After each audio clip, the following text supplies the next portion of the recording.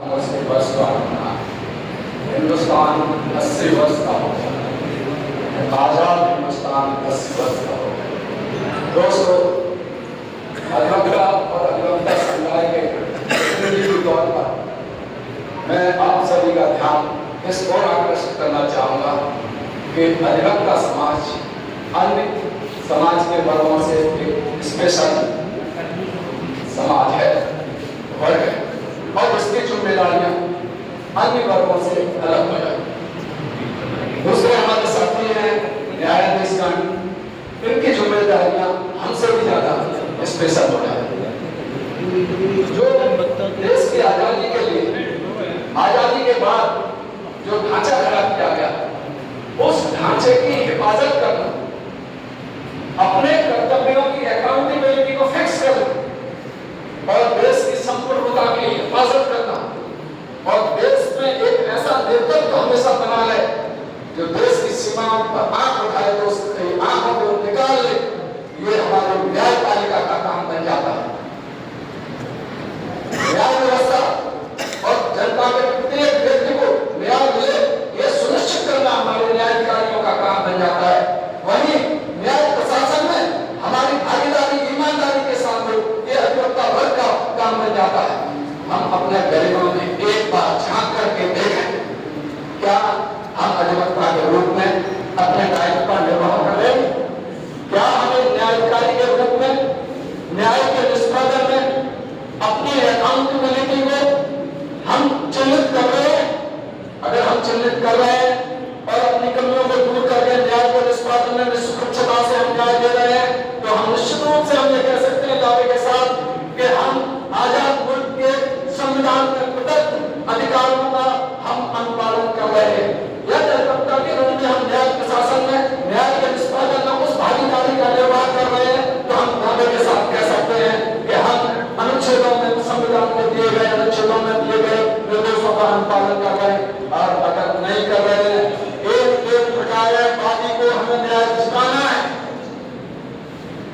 एक प्रकार, और कैसे ही हम न्याय का निष्पादन कर रहे हैं तो हम संवैधानिक दायित्व का निर्वाह नहीं कर रहे हैं और एक वर्ग के लिए हम कर्म का काम कर रहे हैं। देश की संप्रभुता की हिफाजत करना हमारा काम है।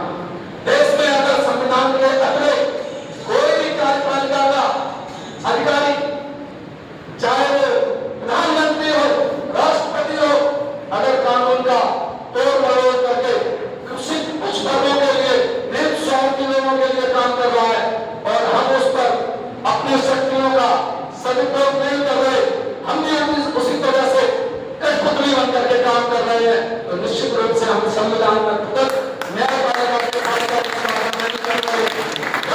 हमने देख रहा है कि सर्वोच्च न्यायालय में बैठे हुए कई सर्वोच्च न्यायाधिकारियों ने, न्यायाधीशों ने सत्ता के चारों ओर घूम घूम करके चक्कर लगाया है और इस संविधान में प्रदत्त न्यायपालिका के अधिकारों का गलत होता है।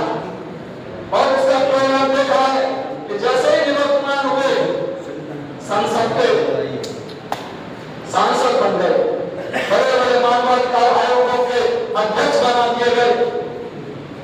ये हमें देखना पड़ेगा, ये हमारी जिम्मेदारी है कि हम संविधान में प्रदत्त अनुच्छेदों के अनुसार इस देश का संचालन करें और दिशा और दशा को सुनिश्चित करें। हमारे वक्ता ने कहा, मैं उनसे सहमत नहीं हूं लेकिन असहमत भी हूं। एक बड़े नेता ने कहा था, जब संसद पूरी और बैरी हो जाए तो जनता को जो एक वोट से इस सरकार को चुनती है, चाहे वो केंद्र की सरकार है, वो राज्य की सरकार हो, तो ये जवाबदेही सरकारों की होगी। 5 वर्ष तक हम गुलामी को नहीं झेल सकते। हम 5 वर्ष के अंदर कौन का हमें राइट होना चाहिए। जिस जनता ने आपको चुना है उसे वापस होने का, अनुशासन और मंत्रियों को वापस लेने का अधिकार होना चाहिए। अगर तो 5 साल के अंदर संविधान अनुच्छेदों के अनुरूप आचरण करते हैं तो 5 साल तक काम करें। जनता को यह आजादी होनी चाहिए कि उनसे इस्तीफा लें। दोस्तों, मुझे 2 मिनट मिले थे बोलने के लिए, मैं अब 1 मिनट में अपने भाषण समाप्त करूंगा और आपसे बता दूंगा। जीरो पे बोलो। महाभारत संजय और हमारे डिस्ट्रिक्ट जज संजय मलिक।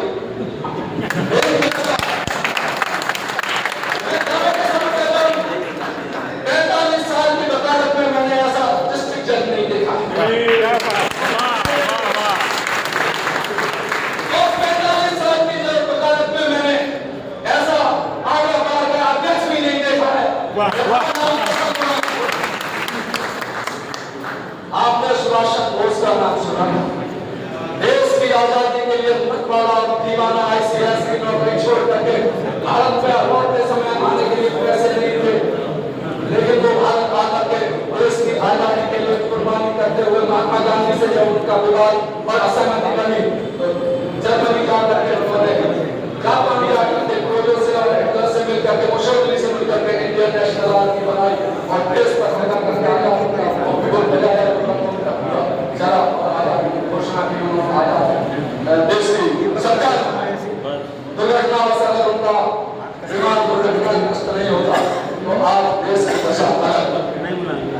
मैं सोशल दोष का नाम आज के दिन इसलिए ले रहा हूं कि देश का बरसों की इस सभागार में इस आगरा हमारे एसोसिएशन में जो हजारों अधिवक्ताओं का नेतृत्व कर रही है, जो 1866 में इसकी स्थापना जब यहाँ हाई कोर्ट था तब बनी थी।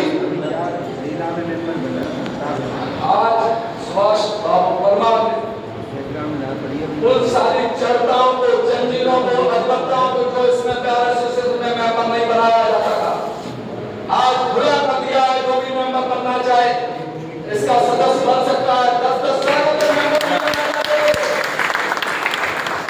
के साथ कहता हूं, अगर कोई आप में से हो तो बता दे। अगर उनके अनुकूल होता तो मेंबर बना दिया जाता था, और अगर उनका मतदान नहीं होता था तो 10 साल तक पेंडिंग होते थे, 10 साल उनके खाली ले जाते थे। सुभाष बाबू परमार ने हम इस आजादी के 80वें स्वतंत्रता दिवस पर उनका अभिनंदन इसलिए करते हैं कि उन्होंने हिंदुस्तान के इस सबसे बड़े बार एसोसिएशन को ओपन टू ऑल कर दिया है। कोई भी आए इसका सदस्य बन सकता है। मैं आगरा के समस्त अधिवक्ताओं की तरफ से, आगरा के high court bench action committee की तरफ से भी नहीं, एक अधिवक्ता की तरफ से दोनों डिस्ट्रिक्ट जज संजय मलिक और सुभाष बाबू परमार को, डिस्ट्रिक्ट जज को एक मॉडल जज, एक आदर्श जज, एक बेहतरीन जज के रूप में हम उनका अभिनंदन करेंगे और एक